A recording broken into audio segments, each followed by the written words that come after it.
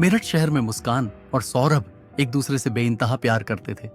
उनका प्यार इतना गहरा था कि उन्होंने समाज और परिवार की परवाह किए बिना लव मैरिज कर ली। शादी के बाद दोनों का जीवन खुशी खुशी बीत रहा था।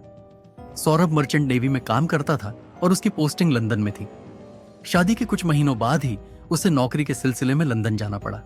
मुस्कान ने आंसू भरी आंखों से उसे विदा किया और वादा किया कि वह उसका इंतजार करेगी। सौरभ के जाने के बाद मुस्कान अकेलापन महसूस करने लगी।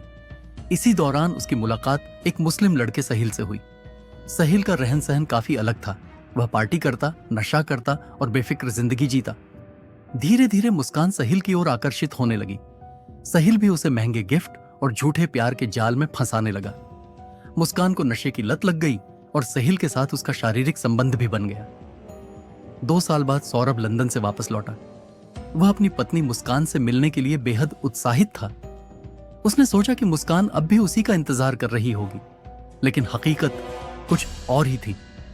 पहले 2-3 दिन मुस्कान ने दिखावे के लिए सौरभ के साथ अच्छे से व्यवहार किया, लेकिन उसके मन में सौरभ को मारने की योजना पहले से ही तैयार थी। मुस्कान और सहिल ने मिलकर सौरभ की हत्या करने का खतरनाक प्लान बनाया। एक रात मुस्कान ने खाने में बेहोशी की दवा मिला दी। सौरभ ने जैसे ही खाना खाया वह बेहोश हो गया। मुस्कान ने सहिल को घर बुला लिया और फिर दोनों ने मिलकर सौरभ पर चाकू से हमला कर दिया। सौरभ के शरीर से खून की धारें बह निकलीं, लेकिन वह कुछ कर पाने की हालत में नहीं था। सहिल और मुस्कान ने मिलकर सौरभ के 15 टुकड़े किए और उन्हें एक बड़े ड्रम में डालकर सीमेंट से भर दिया ताकि कोई उसे खोज न सके। हत्या के बाद मुस्कान और सहिल ने अपनी जीत का जश्न मनाया। वे शहर से बाहर एक हफ्ते की ट्रिप पर निकल गए ताकि किसी को शक न हो। दोनों खूब एंजॉय करने लगे, ये भूल कर कि अपराध छुपाए नहीं जाते।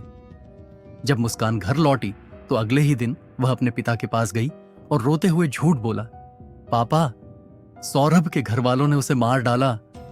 उसके पिता को उसकी बातों पर भरोसा नहीं हुआ। उन्होंने प्यार से मुस्कान को समझाया, बेटा घबरा मत, मुझे सच सच बता कि क्या हुआ, मैं तुझे पुलिस से बचा लूंगा। पिता के इस भरोसे के आगे मुस्कान टूट गई और पूरी सच्चाई बता दी। कैसे उसने और सहिल ने मिलकर सौरभ की हत्या की, उसके शरीर के टुकड़े किए और उन्हें सीमेंट में भर दिया। यह सुनते ही पिता के पैरों तले जमीन खिसक गई। उन्होंने बिना देरी किए पुलिस को सूचना दी और अपनी ही बेटी को पकड़वा दिया। पुलिस ने तुरंत कार्रवाई की और मुस्कान और सहिल को गिरफ्तार कर लिया। जब पुलिस ने घर की तलाशी ली तो उन्हें वही ड्रम मिला जिसमें सौरभ के शरीर के टुकड़े दबे हुए थे। इस खौफनाक सच के सामने आने के बाद पूरे शहर में सनसनी फैल गई। कोर्ट में मुकदमा चला और दोनों को उम्र कैद की सजा सुना दी गई। मुस्कान, जिसने सौरभ के साथ 7 जन्मों का वादा किया था, वही उसकी कातिल निकली। सीख, प्यार और रिश्ते भरोसे पर चलते हैं। जो लोग सच्चे रिश्तों की कदर नहीं करते और झूठे आकर्षण में बहकर गलत रास्ता चुनते हैं, उनका अंजाम बुरा ही होता है।